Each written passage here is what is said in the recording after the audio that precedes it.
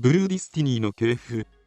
ジオン公国軍のフラナガン機関でニュータイプの研究をしていたクリスト・モーゼス博士がジオンから地球連邦軍に亡命する際に持ち出したエグザムシステムを搭載し完成した試作モビルスーツがこのブルーディスティニーシリーズである。ブルーディスティニーシリーズは0号機から3号機まで開発されており、それぞれ連邦軍製の機体をベースにエグザムシステムを搭載。宇宙世紀0079第11独立機械化混成部隊通称モルモット隊に配備され、1号機と3号機は同部隊のパイロットユーカジマの蒸気として運用され、奪取された2号機はジオン公国軍のニムバスシュターゼンの蒸気として運用されることになる。そんなブルーディスティニーの系譜の始まりはクリスト博士がジオン公国時代に開発した MS-08TX、EXAM、イフリート界にまで遡る。しかし実際には同じシステムを積んでいるというだけで、イフリート界とブルーディスティニーには系譜のつながりはない。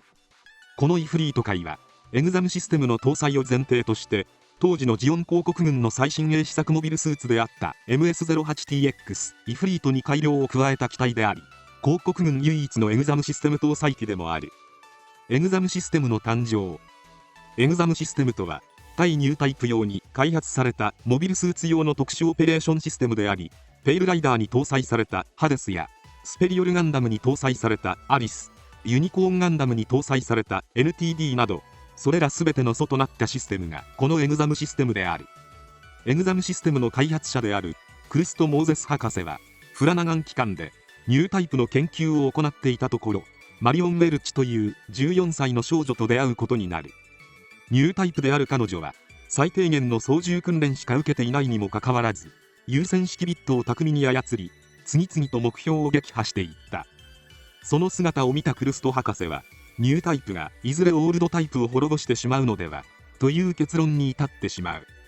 奇才とも呼ばれ、半ば脅迫観念に近い持論に取りつかれたクリスト博士は、オールドタイプが生き残る道を模索し独自の研究に着手。その研究段階においてニュータイプと呼ばれるパイロットたちがまるで予知したかのように敵機の攻撃を回避し、そこにいるのがわかるかのように的確に攻撃を当てるという事例に着目する。こうしたニュータイプ独自の勘の鋭さを殺機を感知しているのではと仮定した博士は、サイコミを応用し敵の殺機を感知するシステムの開発を推し進めることになる。しかし理論自体は完成を見たものの、それを実際にシステムとしてモビルスーツに搭載し機能させることは簡単ではなかった。本物のニュータイプは直感的に敵の攻撃意思を感知し反射的に機体を制御しているのかもしれないが、システム上においては何をもって敵機の攻撃判定とするのか、何を基準に殺機と判断するのかが非常に困難を極めた。ところがある事件によってこの状況は一変することになる。サイコミュ関連の実験中に起こった偶発的な事故によってマリオンが心神喪失状態に陥ってしまう。この事故がいかなるものだったのかは明言されてはいないが、マリオンが心神喪失状態になると同時に彼女のサイコウェーブがリアルタイム接続されていた4機の演算装置に莫大な脳波データとして記録されるという事象が発生する。このデータをパイロットが発する殺機の基準としたクルスト博士はソフトウェアの開発を推し進め、やがてニュータイプと同等の勘を持つシステムの再現に成功する。それがエグザムシステムであり、マリオンの脳波データの記録はバックアップを取ろうにも原因不明のエラーが多発し複製不能のシステムとして完成している。そのためクリスト博士の死と4機のオリジナルのエグザムシステムが喪失したことによってシステムの再現は不可能になった。なお全てのエグザム搭載機が大破した後、心神喪失状態となっていたマリオンは目を覚まし、後に彼女の力はアクシズショックの際ユウやアムロに力を貸していたとも言われている。またシステムに人の意志、力がデータとして反映され機体の一部として機能する設定は今話題の水星の魔女に登場するガンダムエアリアルでも採用されている可能性があり、今後どのような展開が待っているのか楽しみな作品でもある。エグザムシステムの仕組みと機能。エグザムシステムの誕生は前述の通りであるが、その最大の開発目的はニュータイプの殲滅にある。エグザムシステムの仕組みはまずサイコミを応用したモニタリングユニットを介して戦闘領域に満ちている時期に向けられた殺機を感知。その殺機から割り出される敵機の位置、攻撃手段、挙動、脅威判定などをコアユニットが解析し、時期が取るべき回避行動及び攻撃方法が導き出される。この際、パイロットによる操縦とエグザムシステムが導き出した判断が異なった場合、後者のエグザムシステムが優先され、 OS を介した機体制御への強制介入へと移行される。つまりエグザムシステムとは、その場の戦況や敵機の発する殺機に反応して瞬間的にニュータイプが持つ直感力を搭乗者に付与するというシステムである。ここまでならば単なるサイコミを搭載した機体に近い仕様に聞こえるが、エグザムシステム最大の特徴は、敵機がニュータイプもしくは同じエグザム搭載機と対峙した際に発揮されるリミッター解除という点にある。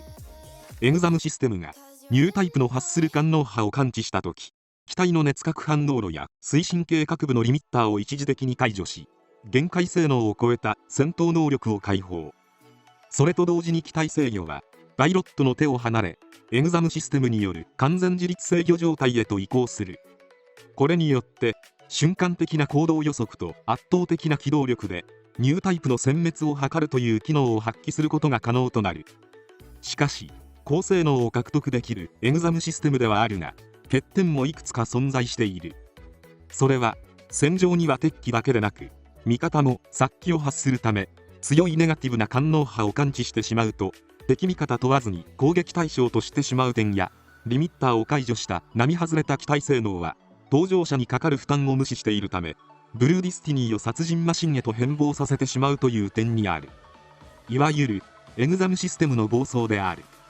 またマリオンのサイコウェーブを利用しているためか、時折搭乗者が原因不明の幻覚や幻聴をきたし、精神的な悪影響を受けてしまうことも欠点として挙げられている。このように欠点だらけのエグザムシステムではあるが、このシステムを使いこなしブルーディスティニーを乗りこなした男がユウカジマである。エグザムシステムを制御するためには、リミッター解除による急激な機動力に耐えうる肉体と反射神経、幻覚に惑わされない精神力、そしてマリオンの心を本当の意味で理解できる感性が必要不可欠とされ、全てを兼ね備えていた男がこのユウカジマだったと言える。 MS-08TX EXAM イフリート界。ジオン公国軍が開発した陸戦型試作モビルスーツ MS-08TX イフリートをベースにエグザムシステムの搭載とそれに合わせた改修を施した結果、完成した機体がこのイフリート界である。ジオン公国軍の陸戦用モビルスーツの中でも最高クラスの運動性と近接格闘戦能力を誇るイフリートがエグザムシステム搭載機として選定されたのはまさに必然であり、その優れた機動力とレスポンス能力はニュータイプの感知能力を再現する機体としてうってつけと言えた。しかしイフリートの開発に関しては生産性や機体の操作性に難点があったため、最終的にはわずか8機だけがロールアウトするにとどまっている。改修にあたっては限界を超えた稼働を強いられた機体は当然のようにオーバーヒートを起こし、頭部に内蔵されたエグザムシステムの発熱量は凄まじいものであったため、これを解消するために強力な冷却機構を搭載。これによって頭部は大型化されており、胴体ユニットに関しては排熱機構を強化し、機体各部には補助推進装置を増設するなど水力の上昇にも手が加えられている。機体のカラーリングは青を基調とし、搭乗者であるニムバスの要望もあって両肩部は赤い塗装が施してある。武装面に関してもジオンの騎士の異名を持つニムバスの要望が取り入れられており、両腕部には2連装グレネードランチャー、両脚部には6連装ミサイルポッド、メイン兵装はブレードの発熱量を最大限にまで高めたヒートサーベルを2機装備。徹底的な近接格闘戦仕様の機体として完成している。ジオン公国軍の中で唯一エグザムシステムを搭載した本機は地球連邦軍へ亡命したクルスト博士を追撃するため実戦に投入され、同じエグザムシステムを搭載したブルーディスティニー1号機と死闘を繰り広げることになる。 RGM79BD0 ブルーディスティニー0号機。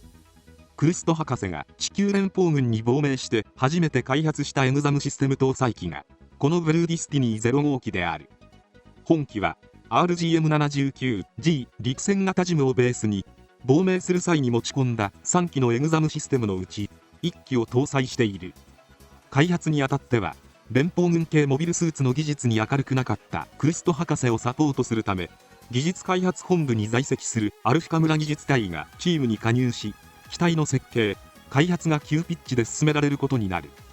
まず陸戦型ジムに対してもイフリート界と同じアプローチ方法が取られ、エグザムシステムを頭部に搭載し、発熱量の問題を強力な冷却機構で解消。機体の基本性能を強化し、あくまでも稼働試験を目的に設計されたテスト機だったため、データ収集用装置を搭載し、武装は頭部バルカンのみを搭載している。しかしいざ試験を始めると、エグザムシステムの負荷に機体が耐えられず、故障が多発してしまうという散々な結果で終わってしまう。この原因をベースとなった陸戦型ジムの機体性能が低すぎたと判断したクルスト博士は、より強靭な機体構造とより高い出力を有する機体を軍部に要求。これを受けた軍部は新たに RX-79G 陸戦型ガンダムを提供することになる。 RX-79BD1 ブルーディスティニー1号機。母体として提供された陸戦型ガンダムをベースに0号機で使用していたエグザムシステムを搭載した頭部をそのまま移植し完成した機体がこのブルーディスティニー1号機である。そのため頭部はジムの頭になっており、ベースとなった陸戦型ガンダム自体も一度解体し、より機体性能の向上を図った改修が施されている。さらに本計画に興味を示していたベビル将軍の計らいでマグネットコーティングの技術も提供されたため、反応速度の向上にも成功している。陸戦型ガンダムとエグザムシステムの組み合わせはおおむね良好で、ブルーディスティニー1号機の開発は順調に思われたが、ロールアウト間近で致命的な問題が浮き彫りになってしまう。宇宙世紀0079 11月上旬、エグザムシステムの起動実験中に同機がテストパイロットの手を離れ、自軍基地を約5分間にわたり攻撃し続けるという暴走状態に入る事故が発生。この事故を受けたクルスト博士はプロジェクトの中止を避けるため、かねてより開発を進めていたエグザムシステムの量産試作バージョン、通称オルタを1号機に採用し、暴走リスクを低減した試験を開始する。ところがこのオルタにも欠陥が存在していたため、11月中旬に行われた実験中に再び1号機は暴走してしまう。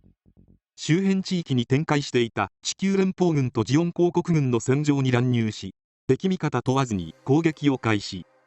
偶然にもその場に居合わせた第11独立機械化混成部隊が制圧することに成功するも、両軍ともに被害は甚大となる結果を招いてしまう。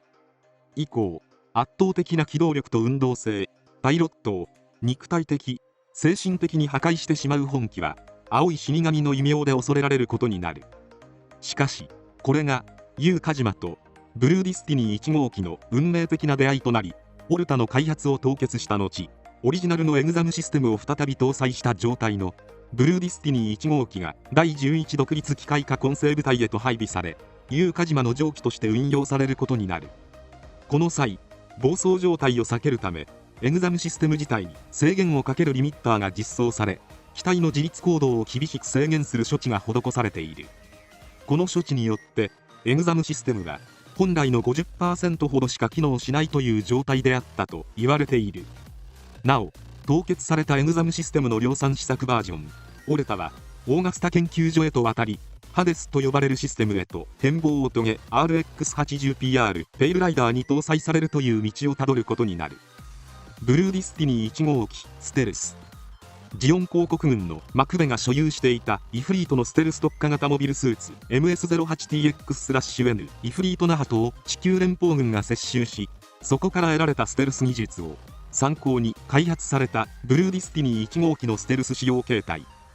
頭部センサーの変更と胸部にはステルス戦闘用装甲が追加され、足裏には新素材の使用により足音を吸収するチューンが施されている。専用の特殊塗料によって黒を基調としたカラーリングに変更されており、通電することで周囲の景色と機体の装甲色を同一化することができる。オプション装備として遮音遮熱マントが用意されている。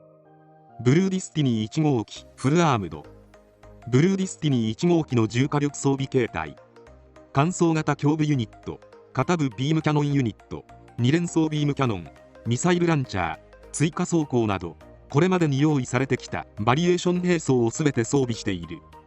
キャリフォルニアベース奪還作戦に投入され、その大火力によって敵基地の制圧に成功している。しかしあまりの重装備なためエグザムシステムは使用できず、使用する際は戦況に応じて各ユニットをパージするなど、その場その場での柔軟な対応力が必要となる。 RX79BD2 ブルーディスティニー2号機。Uカジマの上記として1号機の試験運用が進められていく中で、その運用データを生かしつつ、クリスト博士の手によって開発されたエグザムシステム搭載機がこのブルーディスティニー2号機である。1号機同様、陸戦型ガンダムをベースに開発されているが、主な違いはエグザムシステムを搭載した頭部ユニットがベース機をそのまま採用している点や、重力化用と空間用のランドセルが開発され換装することで、地上戦宇宙船問わずに運用可能となる汎用性が挙げられる。さらに2号機最大の特徴は、エグザムシステムにリミッターが設けられていない点にある。暴走のトリガーとなるサイコミュ受信機能を極力抑えることで、暴走のリスクを低減させ、リミッターを外した強力なエグザムシステムを機械的な制御なしで常時発揮することが可能となる。